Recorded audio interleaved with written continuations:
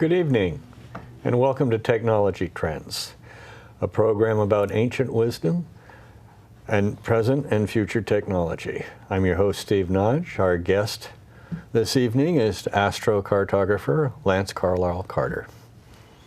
Good to be here, Steve. Yeah. So you have been studying, I'll say, inscriptions in the stars? You know what, we talked last year in November about my investigations into the epigraphy of ancient Hebrew and the inscriptions in the Sinai Peninsula and all these Canaanite inscriptions. And then I sort of ran with the idea. I said, you know, I was trained in epigraphy. Why doesn't it work on other things like cave art? And so I decided to make up some star charts, you know, computer-generated star charts for 13,600 years ago, some for 40,000 years ago, some 22,000 years ago. And then I took the art that was from that era, and I put it right up in the sky, and it fit. Hey, that's great. And so it was like, it was just so simple because it's just so apparent, but it may be because I've been drawing these star charts by hand for 40 years, and so I think I might have an eye for seeing, you know, these patterns in the sky, but you can see as we go through these slides, and I want to go sort of fast so that we can do as many examples as possible. And what they're going to have different opacities where you have the cave art come through. So we're not going to have a lot of maps or pictures of you know, what the cave looks like, or even too many pictures of the actual art. We're going to see how the art is extracted from, you know, how the form is extracted from the art in order to make these ancient constellations. And people have said, you know, ancient man was primitive, but this turns a corner because what it means is that they were using a technology. They invented astronomy 40,000 years ago or more, and they drew star charts better than any of us could do. I mean, you would take a professional graphic artist to recreate what they did, and then you'd say, well, they're graphic artists, but are they astrocartographers as well? Do each one of these art forms actually represent something in the sky? And what I found is that they do, and they represent the sky of that period in time, and so we can sort of find a new way to peg where this art comes. Some other forms of this art is called mobile art or portable art, that's done on stones or rocks that are polished and rounded. Then they make these inscriptions on them, and then they carry them with them. And what they did is they found certain places in the sky that they liked, and they kept drawing different constellations over them.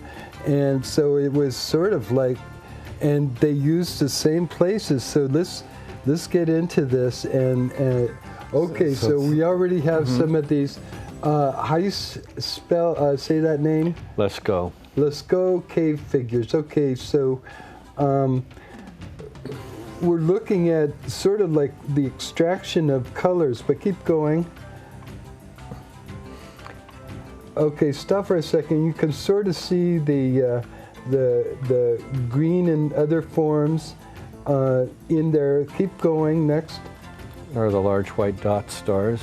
Okay, and so then those are extracted and placed against our normal modern constellations. Okay, so these are.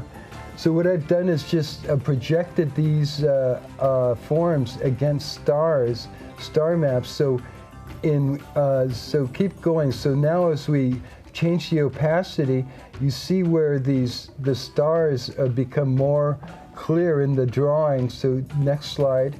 Now I extract some of the colors in there, and I'm going to pull those outlines. See the bow outline on the lower?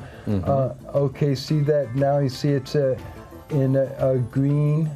Keep going. Okay, there we go. Let's look at this for a minute. Now you see the form that you saw on the wall is now a constellation that you can see in the sky. And it's sort of hard to see this, but if you were looking closely, you can see that these lines go along with major concentrations of lines in the sky. So they were drawing the sky in their time. So go on. There's another look at it. Sometimes changing color gives a better impression of how you see it in different opacities. Okay, keep going. Okay, so keep going.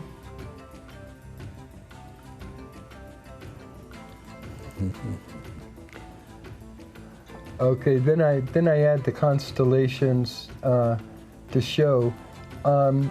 When you can sort of see the outlines with the black, but the black against the star out background is sort of hard to differentiate. Next. Okay, change in opacity.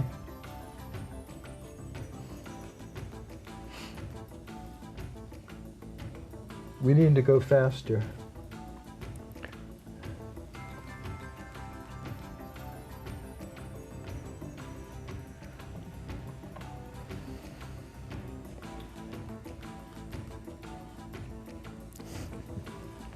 So the small stones they took around with them. There we go. Okay, so you can sort of see the shapes in there. Then you extract them out and project them against the background, and then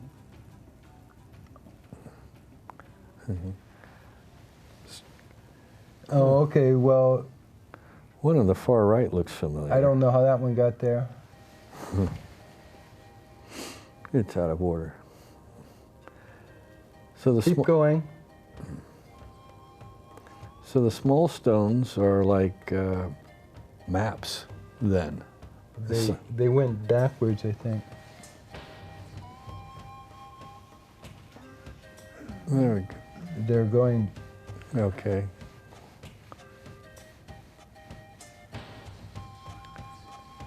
Keep going.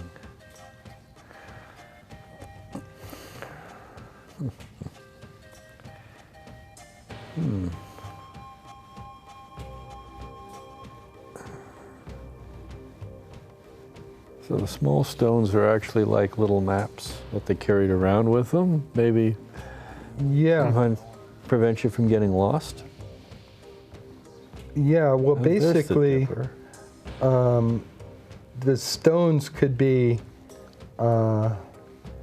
inscribed, and then they were inscribed at certain sites, and they could be drawn outside, and then they could be brought inside, and then they could be drawn directly over the cave wall.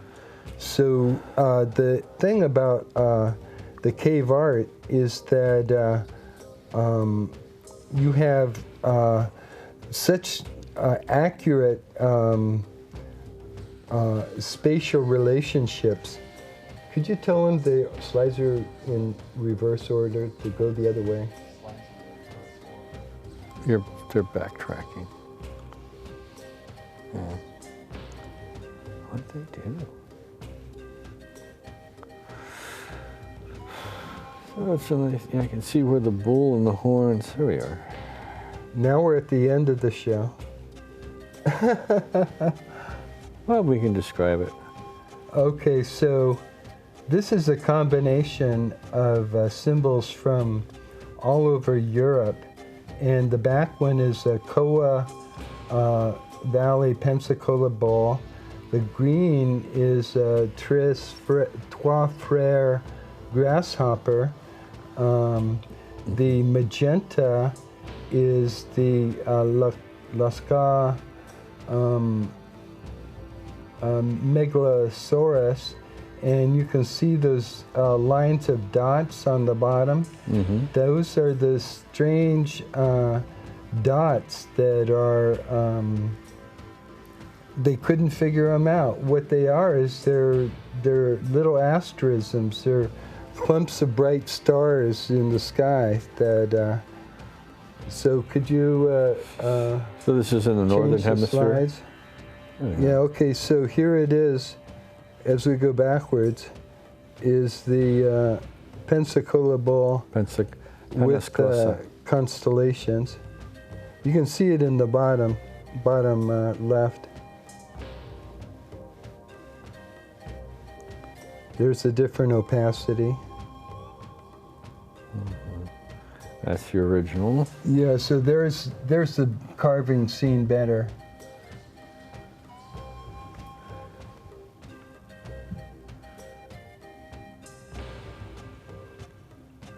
And there's the original unenhanced. Okay.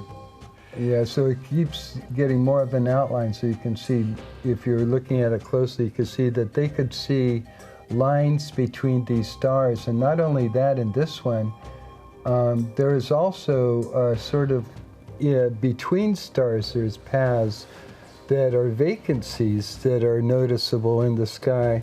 If you have a full sky of stars and you have ways that aren't there. Could you please change the slides? Real fast. Mm-hmm. The other way.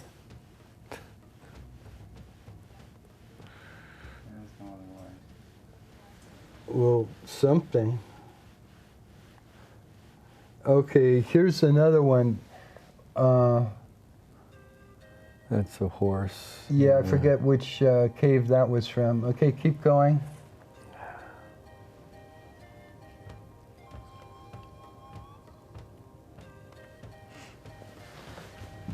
Just change slides as fast as possible.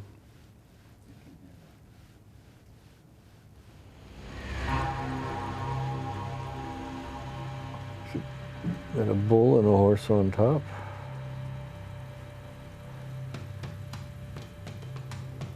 Okay, there's that bull again. Yeah, I remember the cave grasshopper. It's actually, if you go to Carlsbad, they're actually cave crickets. Oh, really? And they are cannibalistic. If they get hungry enough, they'll eat each other. So maybe that was an early form of cave cricket instead of. You can sort of see the stars in behind the outline. Yeah. So this is a superimposition of the. Yeah, it's northern. The actual rock is imposed. Koa Valley, Pensacola Bowl is in. How many thousands of years ago is this? Like 30? I think this one was,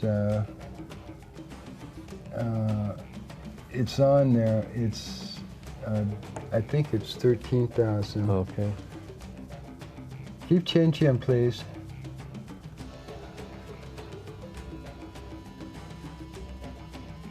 Could you get off this subject, go back? There we go. There's the cave cricket. Yeah, okay, so this is a cave in France. Yeah. See it? Très frère. Très frère. Okay, so I extracted the form they made so you can see that they basically were drawing lines between bright stars in this area of the sky.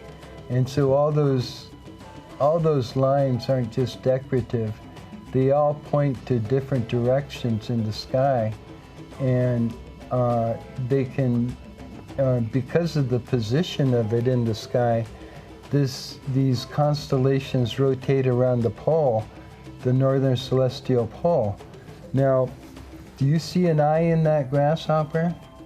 Yes, they do, actually. Do you think they did? Okay, just change the slide. Okay, now there's a more figures from the cave of Trois Frères, and it's a shaman in magenta, the shaman figure, and the great bull and the grasshopper are all together. And so essentially they were outlining a place in the sky that was sacred to them or special or important. It will take, experts, scholars, and amateurs alike to come up with some good explanations, because this is much more sophisticated than drawing grasshoppers that you see on a wall, Mm-hmm.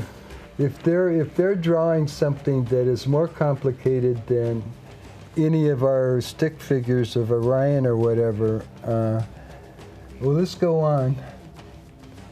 Yeah, there's a close one of those two. Let's go on. It's the sorcerer, I think. Yeah, he's called the shaman. So that's where it is in the sky. You can see it. It's outlined, and it's some of the mystery is gone, but some of the mystery is awakened now that you see where it is and what it is, right? Mm-hmm. Well, let's go on. So now you can see us in this one. You can see more of the lines that are part of his makeup of the shaman and where he is in the sky. Okay, go on. Oh, there's the antlers. Uh-oh, keep going.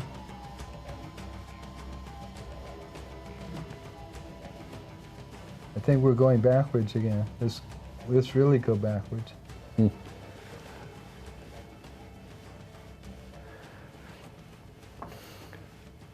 Yeah, that actually looks more like a bison. Yeah, bison. Right. A lot of these are bison, and they didn't actually find bison bones in these caves. They didn't eat the bison. They ate rabbits and reindeer and stuff, but so there must have been some more reverence for the bison and all. Maybe they're too hard to kill at the time. Yeah, well, tough meat. But you can see the accuracy in the form. This is a recreated drawing, and it really takes an artist to come in there and recreate what they see from the scratches and the paint, because just taking a photograph is not adequate. You need, well, sometimes it is, but it has to be taken from the right perspective. If you go into some of these caves, you got to be able to see it from how they saw it, how they intended it. That means that photographs have to be retaken, and the geological, format of the cave is part of the drawing. If there's a line of stars or something, it might be reproduced in the matrix of the cave. Okay, keep going. See the arrow pointing to a star, a bright star. It's maybe an arrow into it, but it's a line of stars that point to a star, and it makes a star. So this celestial symbol is pointing to a very important place. Okay, keep going. Keep going.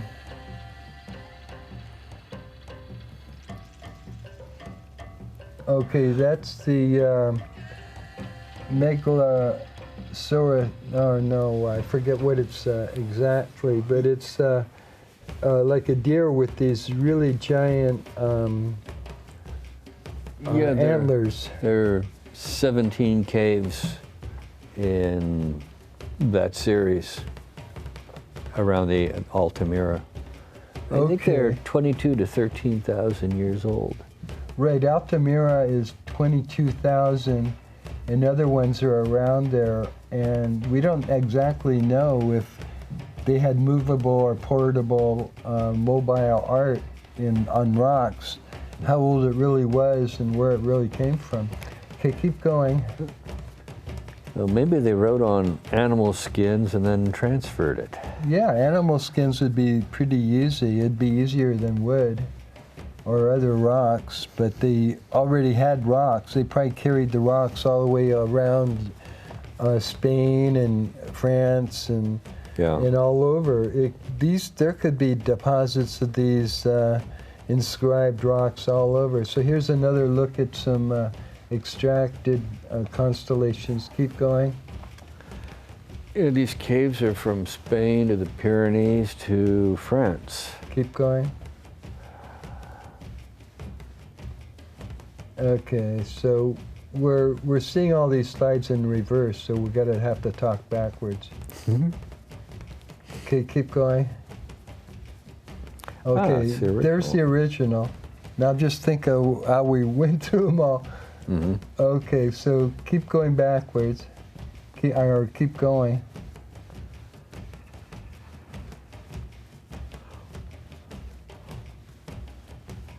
Oh, keep going.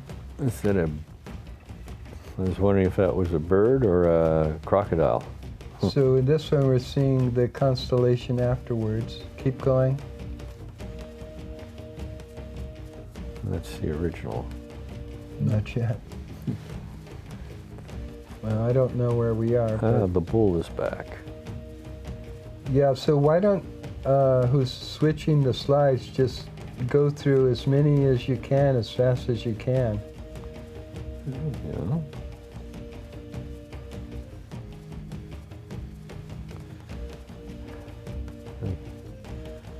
The two facing bulls, they're extracted from something like that. So you see how you can take a really badly damaged piece of cave art and convert it to something like that and then see it in the sky. Yeah. And that's where they really are, or where they, and so it's just an idea. Those people then saw the sky differently. See how we see it today as lines? And so what do you prefer, you know? Yeah. Do you prefer to see bulls in the sky, or do you prefer to see little stick figures? And there's some, those look like bison. Yeah, cave bison. And the cyan really brings it out. So they work more like density instead of, I'll say, the Greeks and the Romans. They sort of imagine it around a certain constellation, where here that they seem to draw around the density of the stars. Right. And so that's sort of like they followed lines, bright lines between stars or groups of stars. So, yeah, keep going.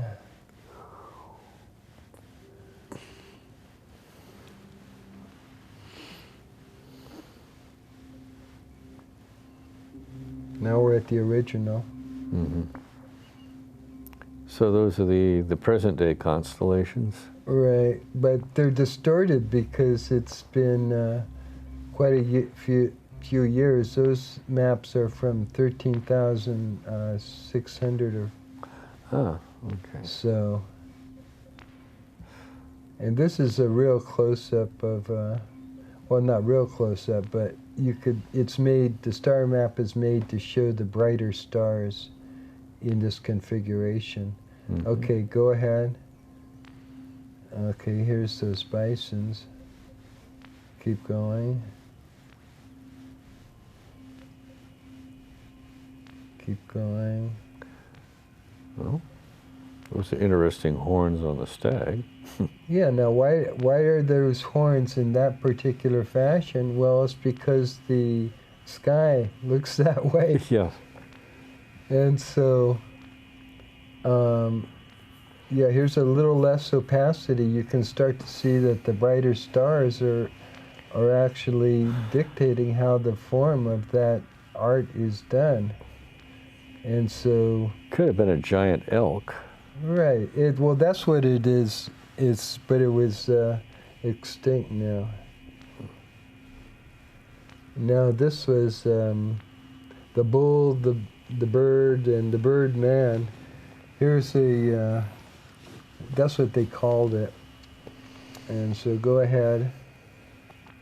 And so it's an image, small image that, you can see the bull. And you see the man right there on the left laying down, and you see the bull on the lower left. I mean the bird on the lower left. Oh, I see the bird, yes. And you see the man laying there? He's laying okay. You know what? Yeah, with the 2 feet. Yeah, 2 feet at the bottom and the head on top. Got it. Okay, at a diagonal. Now he fits pretty well. Well, he does. And okay, let's go ahead. So that's the original. We're seeing it in reverse, so got to think backwards. Okay, here's. Yeah, it's a running bull or an auroch. Keep going. Yeah, whatever. Keep going. See that eye? That eye is a bright star. And so, essentially, and see that group of stars on the upper right? So it's like these forms are part of the sky. And you can look in the sky and see these forms over and over again. So there's going to only be a limited number of forms that fit the format of this, that conform to the shapes, meaning the animals or the icons or such. So if you're going to draw something complicated, there's only so many ways you can do it in a certain way. Yeah, the back of the bull seems to follow the point-to-point stars. Right, and so the thing too is that the ancient stargazers really liked repetition in the sky, so if they found a form, they would try to repeat it in the sky. So keep going. And so we saw that bull a few slides ago, and there he is as a constellation. So keep going. A little easier to see the stars. Keep going.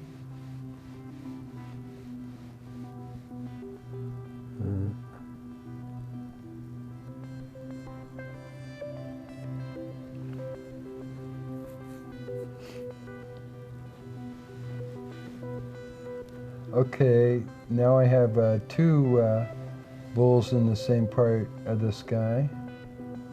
Keep going. And that's where their location is. Here's a close-up of one of those bulls with the light, the dark turned to yellow. Okay, keep going. And then turn to magenta, cyan, green,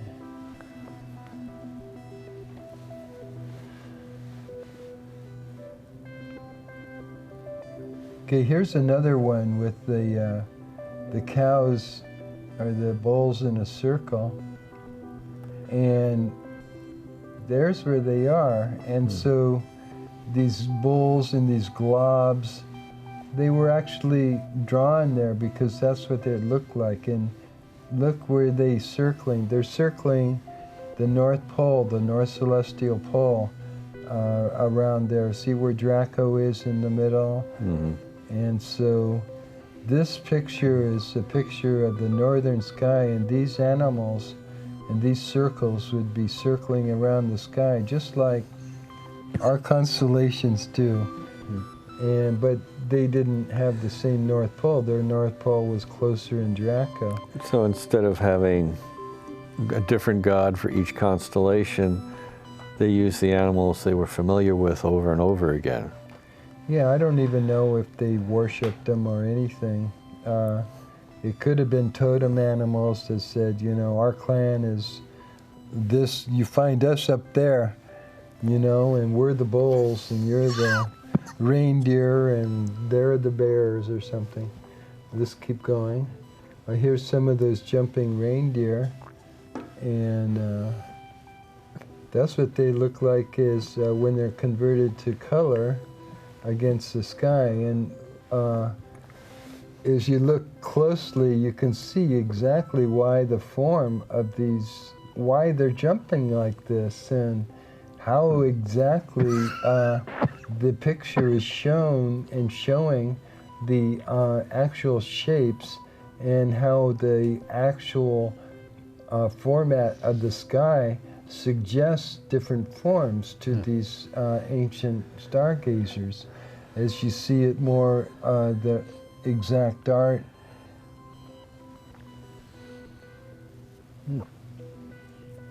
And there we again have the constellations where they're seen.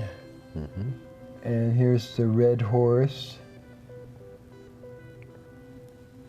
And a little less opacity, and the red horse starts to show in the sky. Sometimes it's not always easy, but these cave drawings we're only seeing a little bit of it. So when you see the whole picture, what I'm saying is that they have the whole, see how much of the sky they put into that picture? So when they do art, they're doing some art that in different ways. And they're doing it horizon to horizon. Yeah, some of it, and some of it is very specialized. Now this is like in like 1350 BC, 13,500 BC, and so those they were quite advanced at this point. As you can see, the constellational outline, they chose mainly the bright stars. See how those easily conform to the star patterns? It's a little easier with this green one. And see how that big void in the middle of the belly is not used. And so what they're doing is they're outlining what they see. Here's a little less opacity in magenta. Yeah. Look better in cyan, actually. Okay. And again, see where that's right on the North Pole of their day. So they would see that particular horse just spin right around all night long. And, you know, depending on the time of year, the time of night, and which way the legs would face, and such. So I can't really interpret all this, but it looks to me like they're outlining these figures so that could be used for navigation or for, you know, walking navigation. Yeah. We have a hunting party. You want to get back to the cave. Yeah, you want to know which way is north or south or west. And so see how that picture was converted just to the yellow outline now, and it just so happens to outline a lot of those stars in the pattern that they wanted, or it became, because if you look at the really primitive cave art, it is not so well developed, and the development of the shapes such as bison and reindeer, I think, took thousands of years, because I've been studying some of the very ancient stuff at Mole del Salt outcrop rock shelter, and it's like very primitive, but it suggests some of these forms that were later used. And some of their motifs are semicircular, they're little blocks, and then they have little circles on them. Right. So it's, and you know, well, the thing is that, well, some of these, well, we'll have to do another show about all this other stuff. But the idea in this show is to see the forms that can be extracted from the art, and then to be able to project it into a meaningful place in the sky. And it's all a play of opacity and such. And those artists of those days were great artists, but they were more than that. They were graphic artists, and they were astronomers. Here's that Lacroix Megla. See on the bottom? I missed it.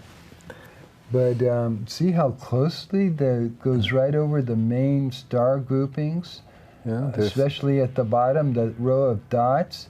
Yeah. That is so, and so now these people could find that area in the sky and know it and identify it and say, this is why that is so big.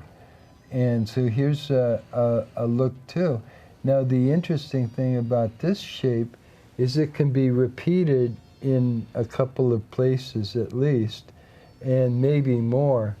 So what that means is I think they found particular forms that they wanted to. Now here's the Rosetta Stone hieroglyphics that somehow got in there. And they were using this, the Egyptians used the same place in the sky as these cave artists, so it wasn't anything. This was a tradition that started early and went on for many thousands of years, at least 40,000. So see all those intricate little forms in there? Oh, yes. And so as we go and check out the next ones, I think we lost it. So there is, this is... this is 30,000 BC. It's supposed to be a horse. Well, no, this is, I think this is a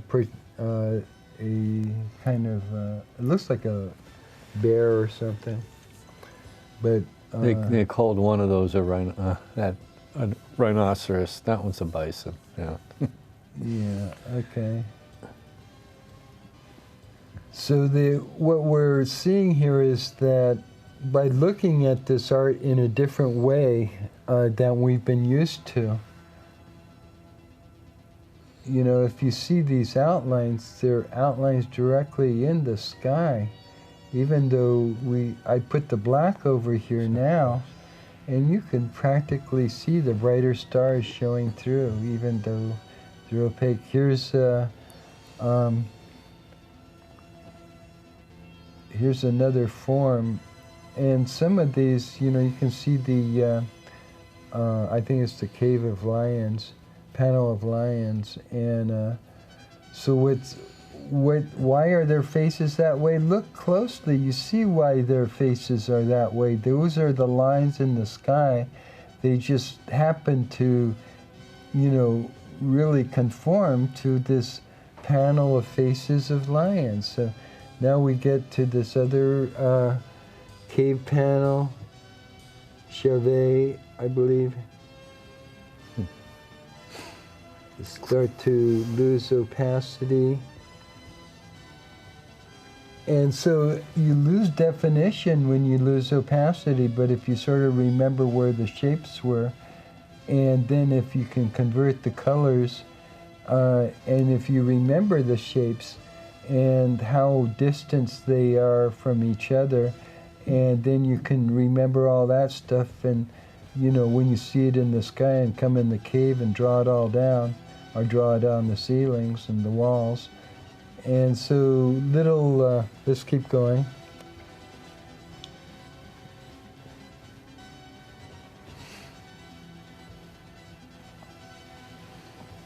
There's the rhinoceros.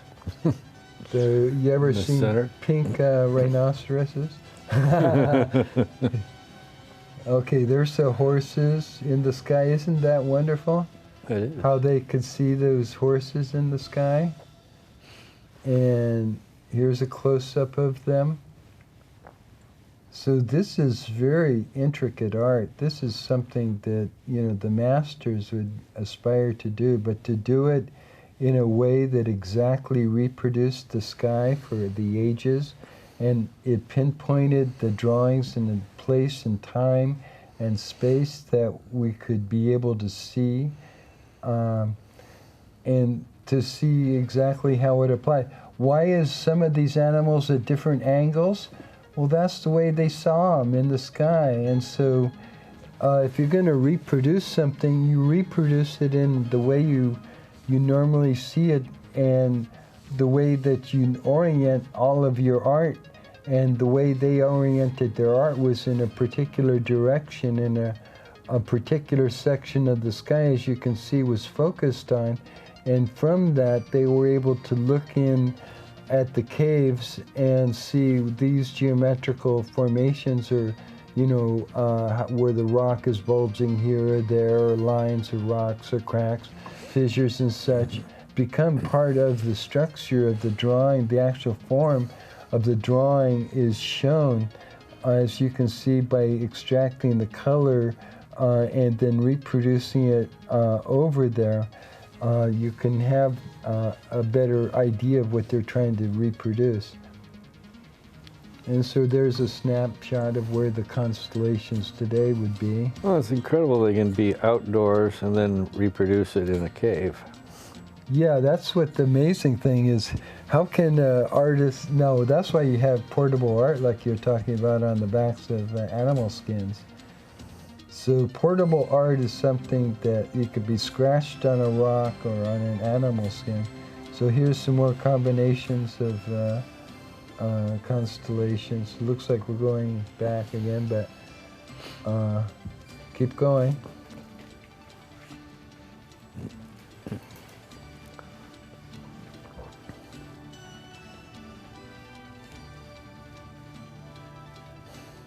Yeah, just keep going, because there's probably more slides, but just by seeing what these forms are, it sort of gives us an idea of what they were doing as a pastime. And because this is such sophisticated drawing, do you think that it was trained? Do you think that they had a school? Do you think that families did this? Did cults do this? Was this started in a particular area? Was this carried from Africa? Was this part of some kind of clan knowledge that was passed on? Probably a clan, because the family groups weren't large enough at the time for, I'll say, individually, to have a shaman and an artist and an arrow maker. They all had to multitask. Right, if you only had a dozen huts around. And so, but I think that these drawings are such that the precision of the drawing has had to be, you know, trained. The person that did this engraving had to be trained to do this, and there might be places where you're going to find where, you know, piles of the leftovers that they didn't do right. Well, they had to be trained observers in those days to avoid being eaten. Right. And the stuff we find around is from the people that left them after they got ate. Or, well, they're not quite sure if droughts affected the area and they had to move on, or maybe it was virus or a bacteria that was contagious and killed out whole family groups. yeah, you know, it's Imagine if one of those family groups caught the flu and they all died. Yeah, well, those are precarious days, and the thing about it is that in those days, the knowledge was probably carried on through, you know, small families that had this particular knowledge, that had the time to train the children. And so I've heard of people talking about you know, this is only something for the wise old men that come in the cave, but I can't see these wise old men laying on their back trying to do this and trying to remember that. It's more like this is a family thing that involves the men and the women and the children, and it's a whole, to make the pigments and for the paint that they're going to use, or the charcoal, or to make the stone tools that they're going to use for scratching, the flints, whether they're going to make the inscriptions on schist or other types of hard or soft types of material. It depends if they had a language too to pass it on. Yeah, Or if so it was totally by observation, or did they actually have language? now if you saw a symbol like one of these grasshoppers in the sky, and you looked up and what would you say? You'd say grasshopper. Now there was just like, yes, they're going to say something. They're going to call it something.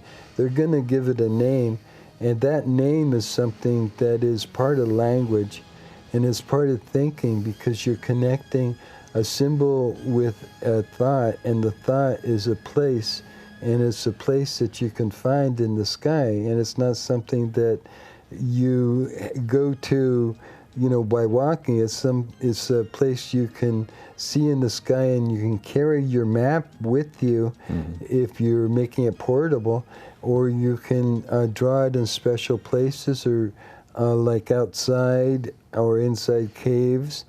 Or maybe they had road signs on the rocks so they wouldn't get lost. No, that is true, because they still have today they found inscriptions in ancient languages and that say, shepherds welcome at village and up ahead, in an old language. So these things can be transferred, this knowledge, and these forms, like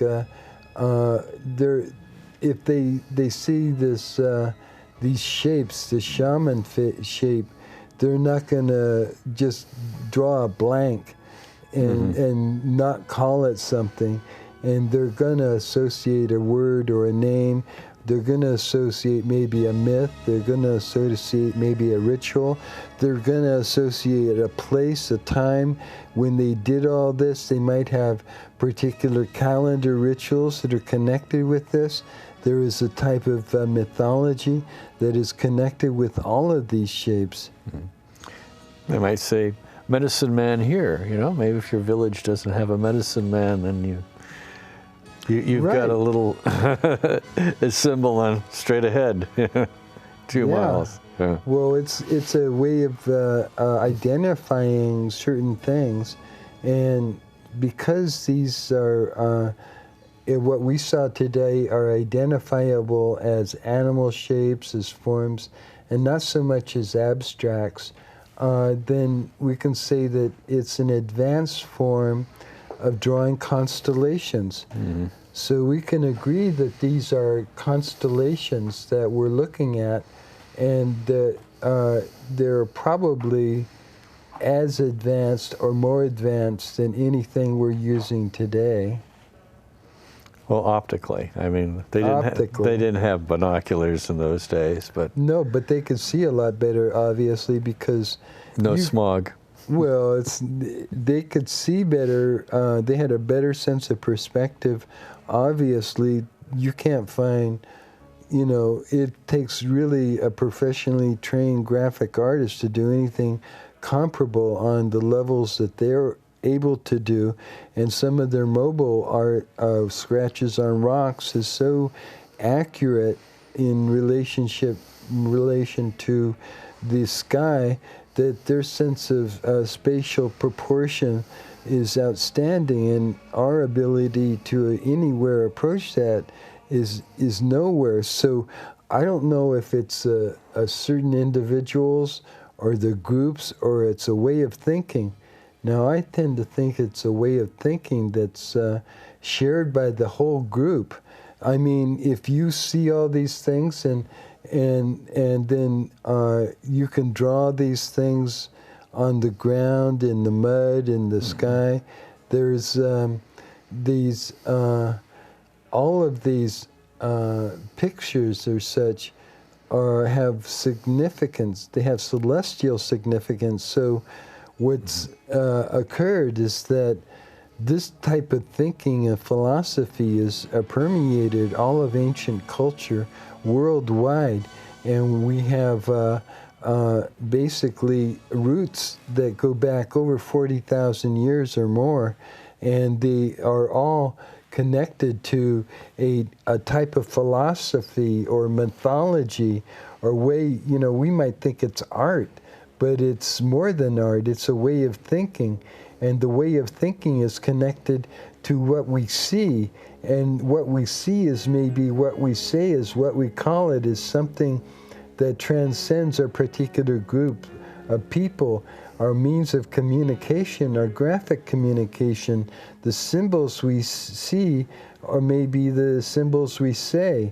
And the art is a means of identifying a particular area in the sky, but also a particular group of people possibly, or a tribe or a clan.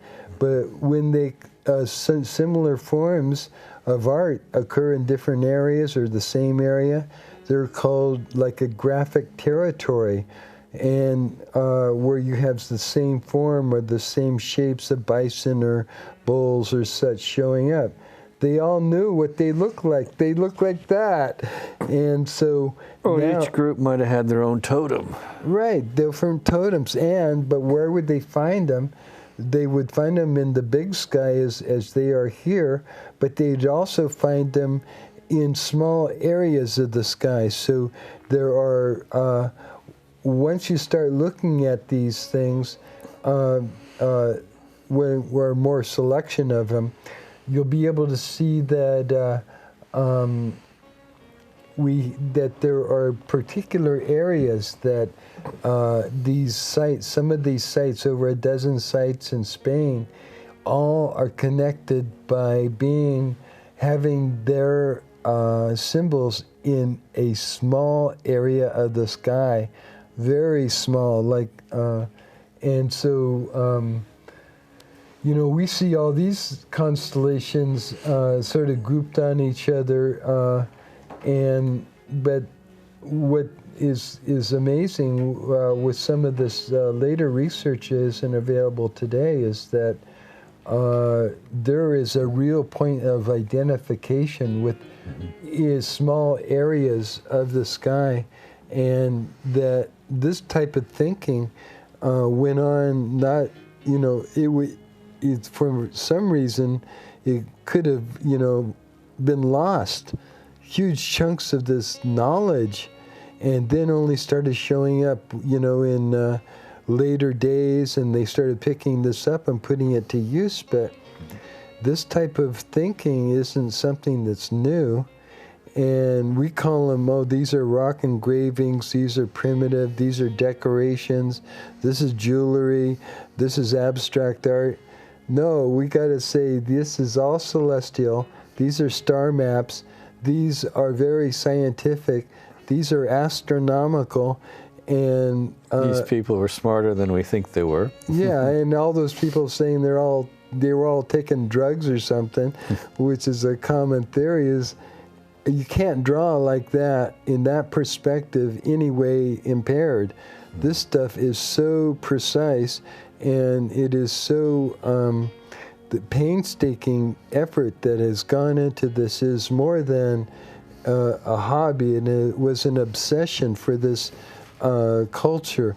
And there were many cultures that use this technology, and the technology is basically using the shapes that are seen and reproducing them. And later on, there's a connection of names and myths to these symbols and signs. Later on, it becomes a form of writing. So what we have is a form of script. These symbols are script. They're actually a form of writing. We call them pictures and pictograms. But is a picture, if it's actually something in the sky, is that a picture? Yeah. Anything observable in North America?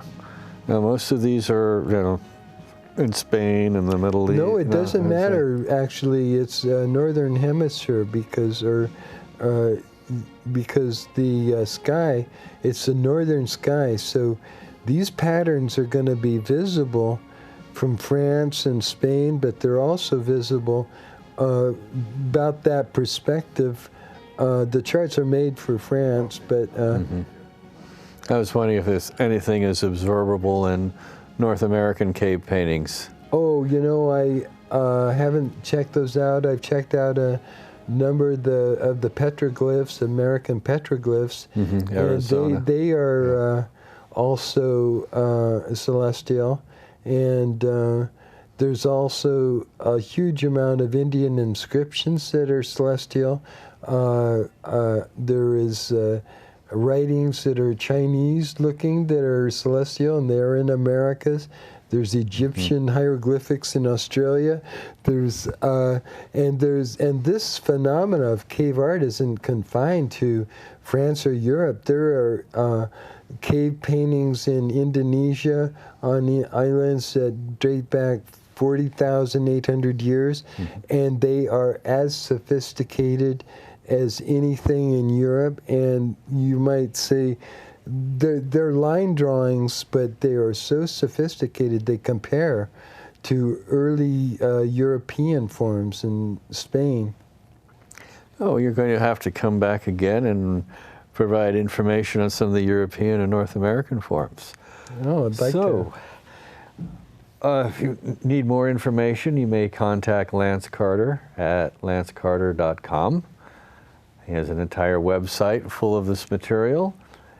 And if you would like information on and suggestions of future programs, you may contact us here at Technology Trends, P.O. Box 487, Mountain View, California, 94042.